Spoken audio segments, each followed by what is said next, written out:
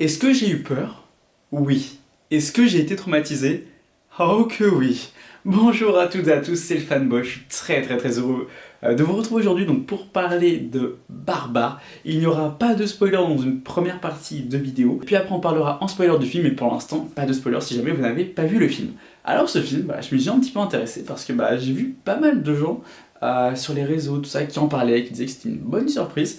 Donc voilà, donc j'ai voulu m'y intéresser, j'ai voulu le voir, mais je ne savais rien du tout du film, je savais pas de quoi ça parlait, je savais juste si la seule info que j'avais sur le film, c'était que c'était avec Bill Skarsgård. Voilà, que Bill Skarsgård était au casting, c'est tout. L'acteur est brillant, on en reparle dans un instant, mais voilà, je savais rien d'autre sur le film.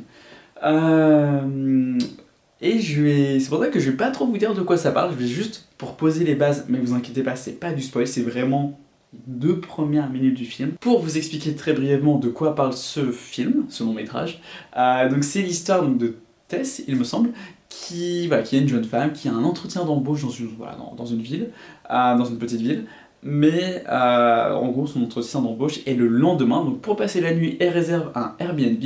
Sauf que lorsqu'elle va donc dans cet Airbnb, en fait, quelqu'un est déjà là.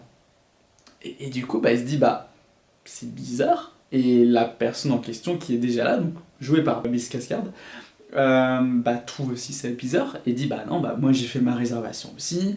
Elle dit, ouais, moi aussi j'ai fait ma réservation aussi. Donc c'est un peu chelou, et voilà, je vais pas trop en dire plus, mais voilà, un petit peu pour poser les bases.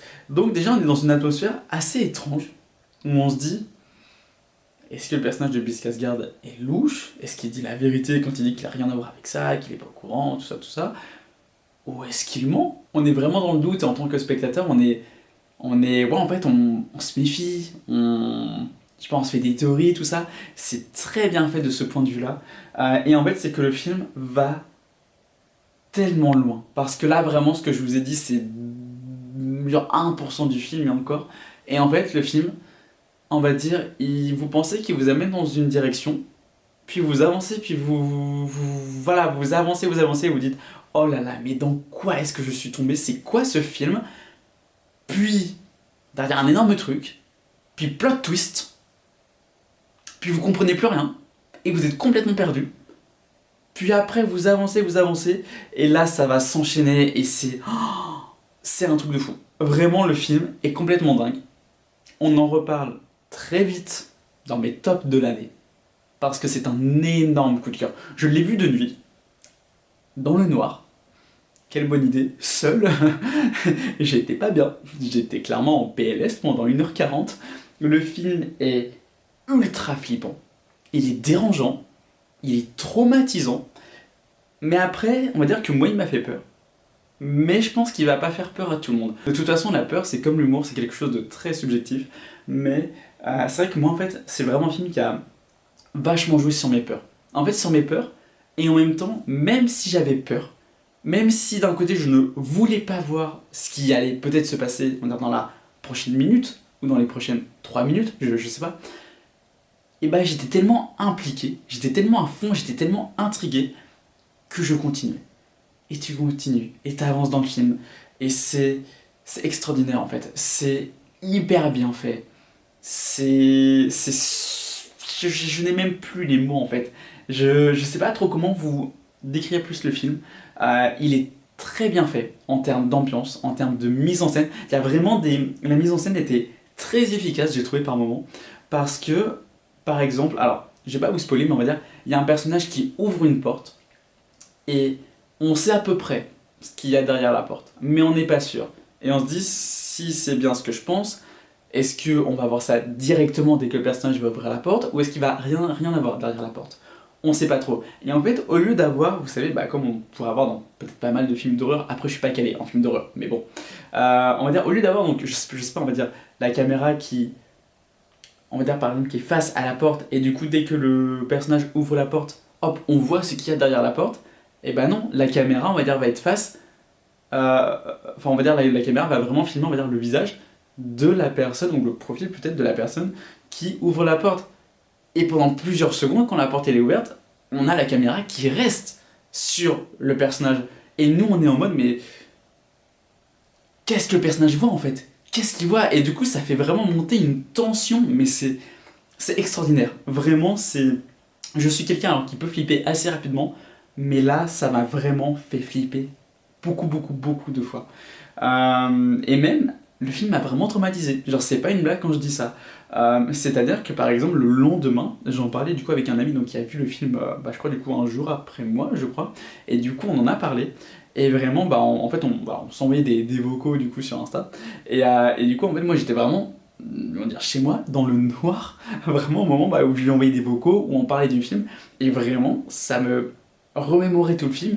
Et j'étais pas bien, j'étais en gros stress. J'étais pas bien, voilà, vraiment, j'étais chez moi, je repensais du coup à tout le film et ça m'était vraiment, vraiment pas bien. Mais c'était un vrai bonheur aussi d'en discuter parce que de toute façon, en fait, le film a tellement marqué que vraiment, fallait que j'évacue, fallait que j'en parle. Ouais, non, vraiment, le film est top, vraiment. Après, côté casting, c'est extraordinaire, côté rythme, on s'ennuie pas une seule seconde parce que dès le début, on est dans le truc. Et c'est vrai que oui, il y a, justement, c'est l'ami en question qui m'a fait remarquer ça, c'est qu'en fait, le film, il y a beaucoup de dilemmes en fait dans le film. On se dit, ah, est-ce qu'il faut faire ça? Est-ce qu'il faut faire ça? En effet, les personnages vont vraiment être confrontés à beaucoup, beaucoup de dilemmes. Et aussi, il y a, enfin, en fait, je sais pas comment dire, mais on pourrait presque dire beaucoup de what if, un peu, vous savez, de. Et si les personnages avaient fait ça, au lieu de faire ça, les choses auraient été totalement différentes. Et on va dire ce côté un peu what if, on peut le mettre dans plusieurs moments du film.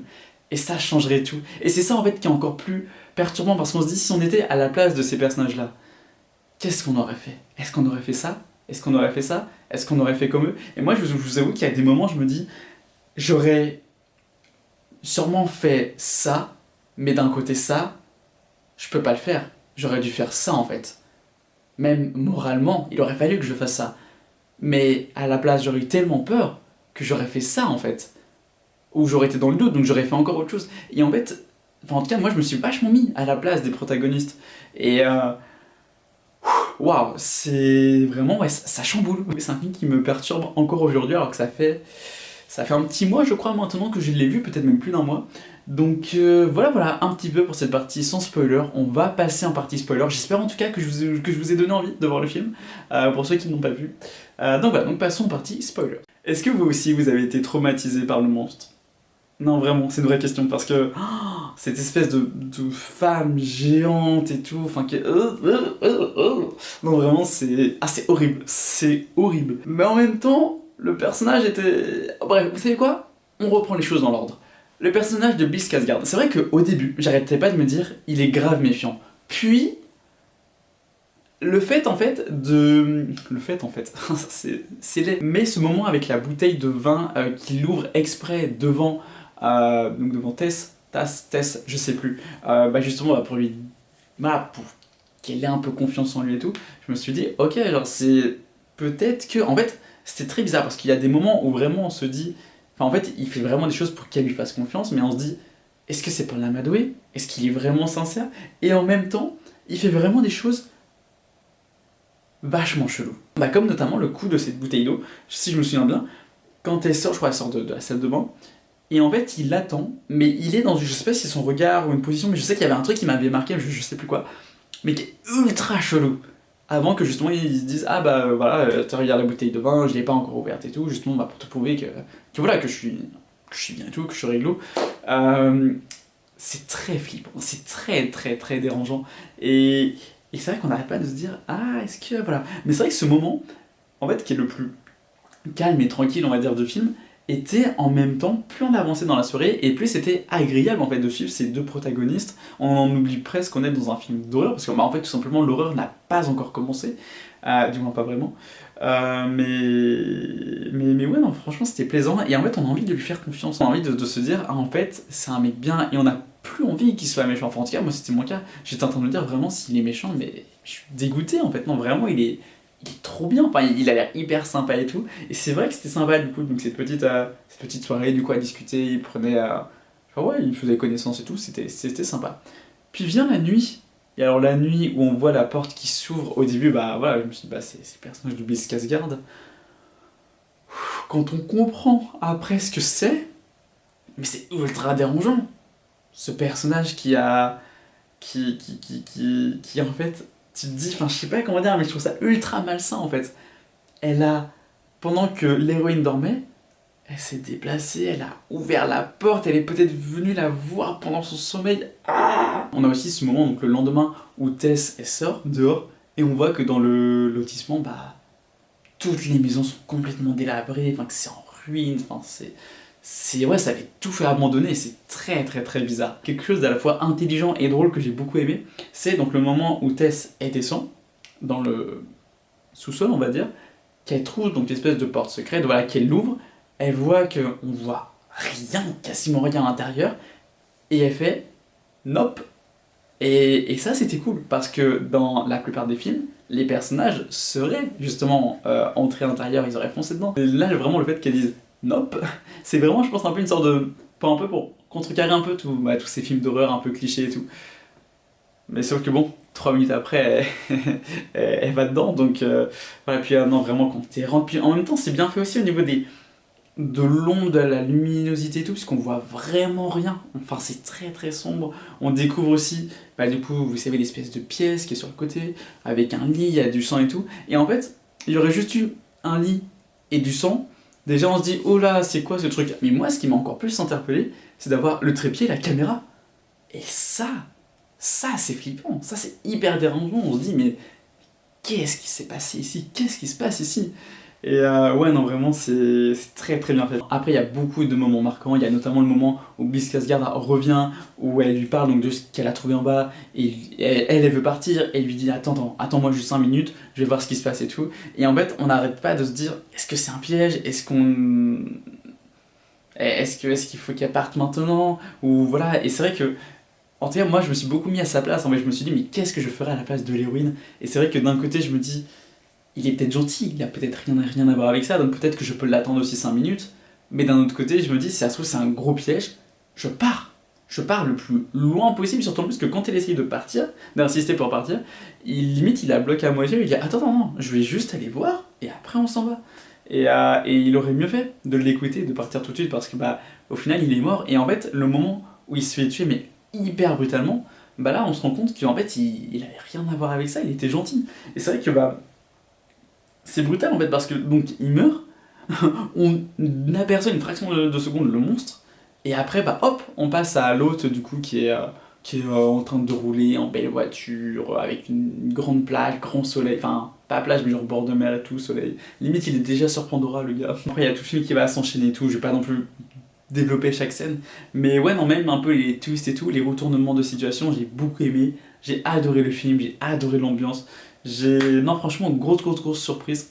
Et je me dis, franchement, qu'est-ce que ça aurait été de voir ça au cinéma? Oh, ça m'aurait mis mal, mais ça m'aurait mis extrêmement mal, je pense. Mais j'aurais adoré, bien sûr. Enfin, je pense que l'immersion aurait été encore plus folle. Et en plus, enfin voilà, j'aurais été avec d'autres gens et tout, donc ce qui peut-être aurait été un peu rassurant. Mais après, le film est sorti au cinéma, il me semble, aux États-Unis. Il est sorti aux États-Unis. Et ça a été, je crois, un beau petit succès surprise. Donc, il me semble. Enfin voilà ce que j'ai à vous proposer donc pour ce petit avis du coup sur Barbare. N'hésitez pas à me donner le vôtre en commentaire. Je vous dis à très bientôt. C'était Fanboy. Bye.